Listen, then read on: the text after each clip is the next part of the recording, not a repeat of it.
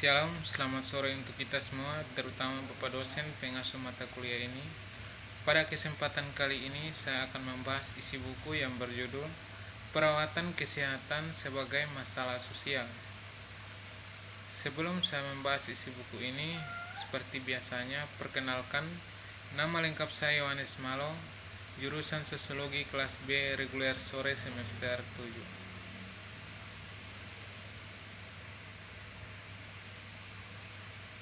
Saya langsung saja. Yang pertama, medisasi.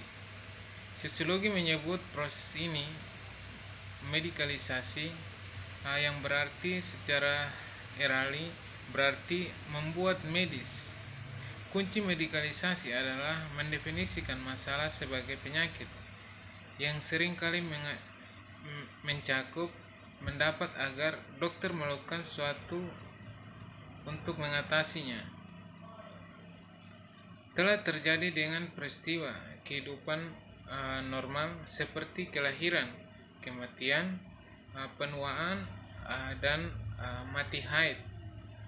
Bentuk penyimpangan seperti kegilaan, alkoholisme, homoseksualitas, obesitas, kecanduan, gangguan makanan, penganiayaan anak, dan masalah umum manusia seperti kesulitan belajar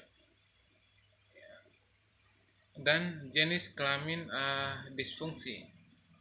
Meskipun berbagai masalah telah ditangani secara medis, itu penting untuk mengakui bahwa ada derajat medikalisasi.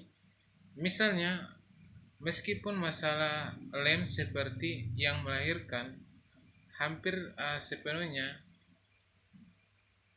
masalah seperti seksual, kecanduan diperebutkan dan telah atau paling sedikit medis. Banyak analisis prihatin dengan konsekuensi medikalisasi dengan memperluas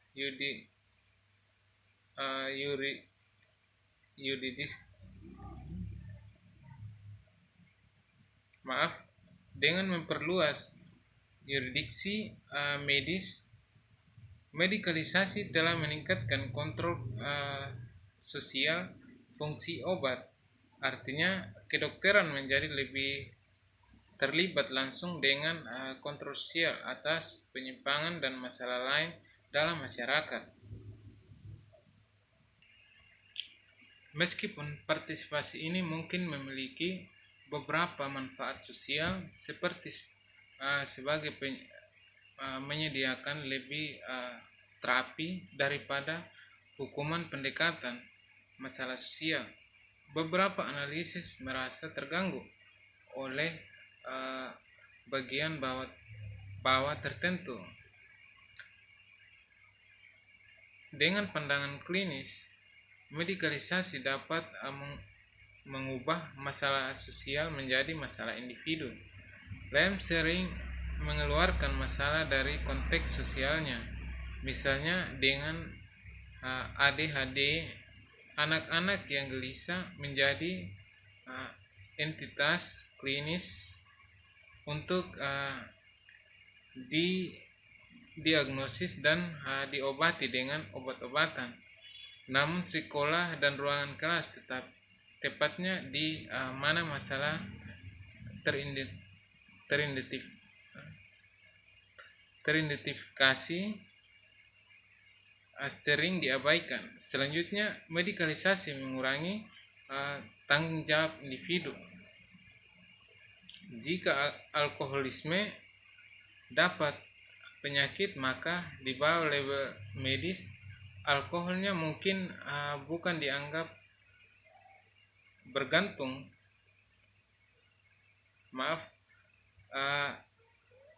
Alkoholnya mungkin bukan dianggap bertanggung jawab atas kebiasaan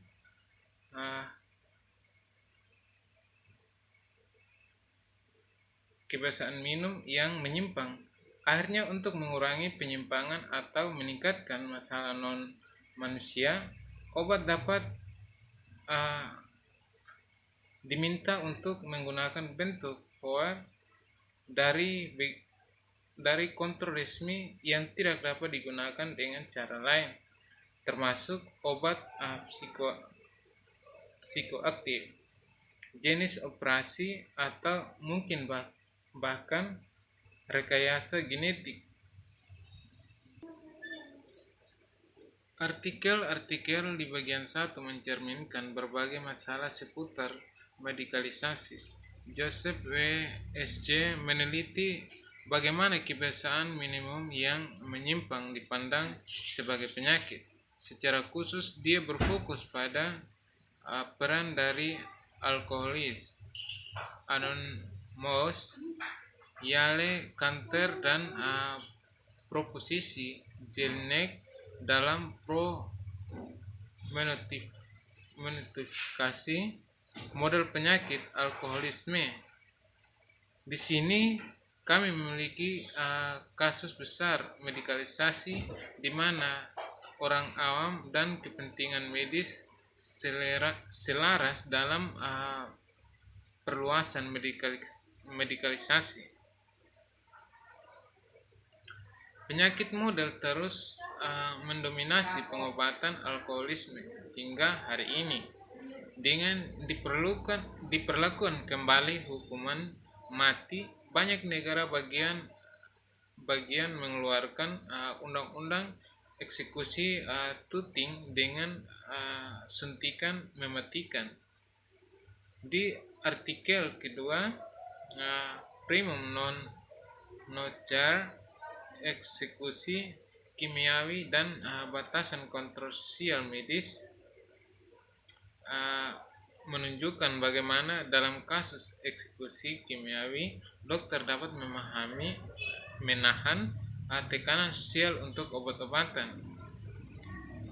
Legalisasi dan kontrol sosial medis, profesi medis merasakan fenomena ini sebagai ancaman untuk kepentingan profesional, dan dengan demikian kebanyakan dokter berusaha untuk mengasosiasikan diri mereka dari prosedur ini.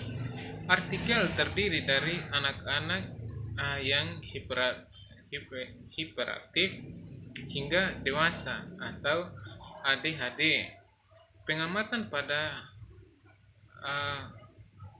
menelusuri munculnya gangguan hiperaktif defisif perhatian orang dewasa atau ADHD masa kecil sebelum disebut hiperaktif menjadi diagnosis umum untuk perilaku bermasalah anak-anak pada 1970-an, tetapi baru pada 1990-an. ADHD dewasa didiagnosis dan diobati. Artikel ini menunjukkan bagaimana sekali diagnosis medis didirikan, kisaran dari masalah medis dapat meningkatkan melalui apa yang disebut perluasan diagnostik. Para penulis bertanya apakah perluasan diagnostik ini merupakan manifestasi baru dari penyakit pesanan atau bentuk medikalisasi dari kinerja yang kurang. Yang berikut, alkoholisme sebagai pencapaian sosial. Makalah ini menyajikan sejarah sosial singkat tentang gagasan bahwa jenis minimum menyimpang tertentu. Perilaku harus diidentifikasi dengan label penyakit. Lokasi sejarah adalah Amerika Serikat sejak kira-kira akhir abad ke-18. Saya mendefinisikan klaim itu. Perilaku tersebut merupakan penyakit sebagai konstruksi sosial dan politik yang melakukan kajian di dalamnya memiliki hak sendiri Apakah minimum seperti ini benar-benar adalah penyakit dan seperti apa yang menyebabnya tidak menjadi masalah? Analis akan melacak uh, koneksi antara gagasan dan struktur sosial yang tampaknya mendukung atau memiliki mereka. Penelitian ini merupakan suatu penelitian dari basis sosial sebuah pernyataan tentang minuman perilaku. Sekian dari hasil penjelasan buku ini. Atas perhatiannya saya ucapkan